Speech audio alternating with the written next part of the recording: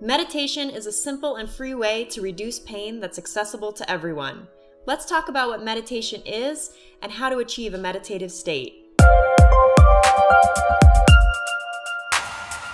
Welcome to Fibro Pulse, I'm Linda. Today we're talking about how meditative activities and the relaxation response can help with fibromyalgia. And be sure to stick around to the end for a bonus tip. I posed a question to the community about what helps the most with their chronic pain.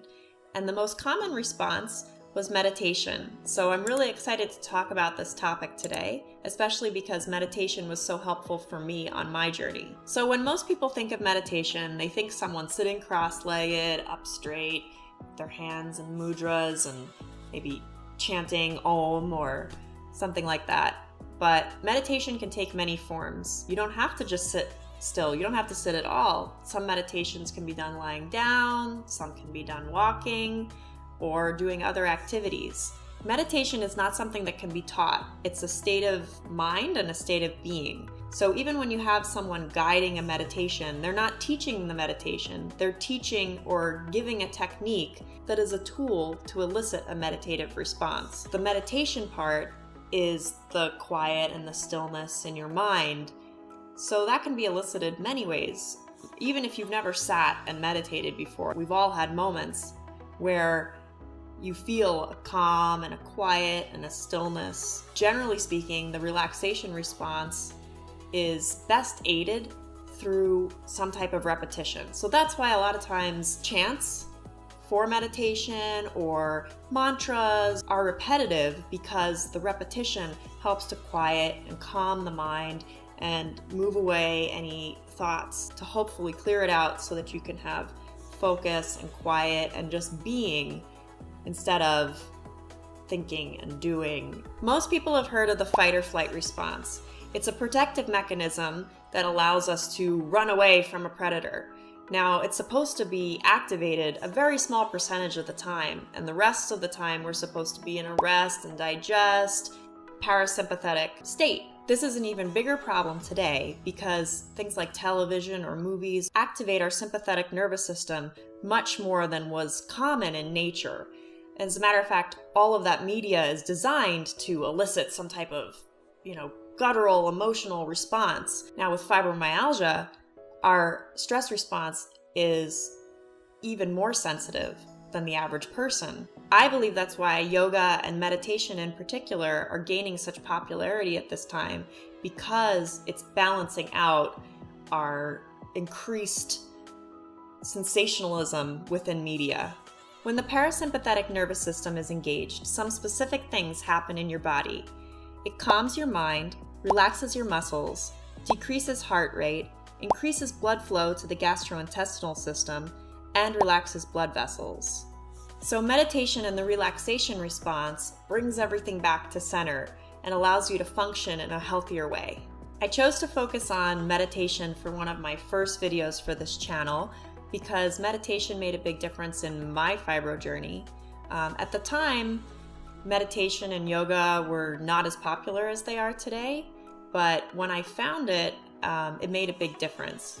When I started doing meditation, my life was actually very busy, and I found that the more hectic my life is, the more I need the meditation to balance out everything else. Eventually, I decided I wanted to do a yoga teacher training course, and that gained me another level of appreciation for meditation and its benefits above and beyond what I had understood prior to that. One of the things I loved most about it was that this is accessible to anyone. No matter how disabled you are, you can sit and have quiet and peace and have it be helpful for your health. One of the things that people don't like about it, the main complaint is the fact that they don't want to sit there and have nothing to do. That can be difficult, but sitting is only one way of meditating. There are other options. And also, once you get used to it, it can be less daunting to have to sit there. Over the years, I've tried a whole bunch of different meditation techniques, and some have worked better for me than others. They're all tools to get to this same state. I've also adapted some of them for myself and what I feel work better for fibromyalgia. For example, one of the concerns with laying down while meditating is that you might fall asleep. Now, personally, I've found that that's not a problem. So if I lay even on a comfortable surface, I don't fall asleep. I can maintain consciousness.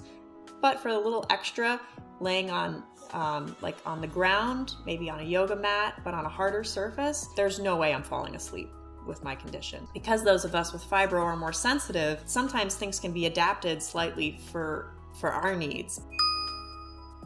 All right, so if you're interested in getting into meditation, your first question might be, where do I start? There are a few options. One thing I like is guided meditations. There's lots of tapes, there's options available on YouTube for you to just listen to and be guided and let your mind relax, because when you're listening to someone else, you don't have to be thinking about it. You can follow their words and it can help you get to that state. Music is another option. I like listening to just the sound of rain. I have a track that's just rain sounds. I find that very relaxing. Or soft music, usually something then without words or with softer words.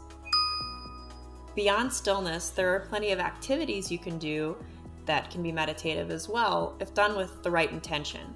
So going on a walk can be meditative or not.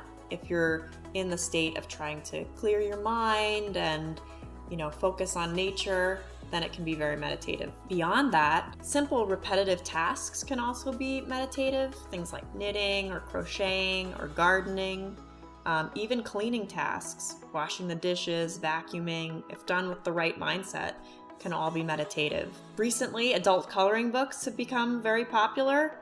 Same thing. I think that's another result of the stress-inducing sympathetic nervous system engaging world we're living in today. So to recap, meditation is very helpful for fibro folks because it calms the stress response and activates the rest and digest system. You don't necessarily have to just sit still to meditate, and there are many meditative activities you can fit into the flow of your daily routine. So, have you tried meditating before?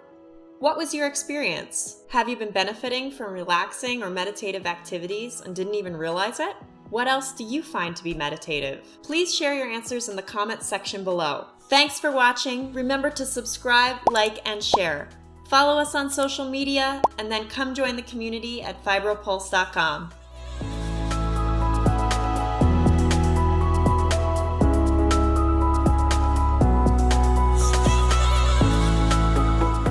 For your bonus tip, Crystal Bailey 5 shared on Instagram that she likes using the Insight Timer app, which offers a library of guided meditations at your fingertips.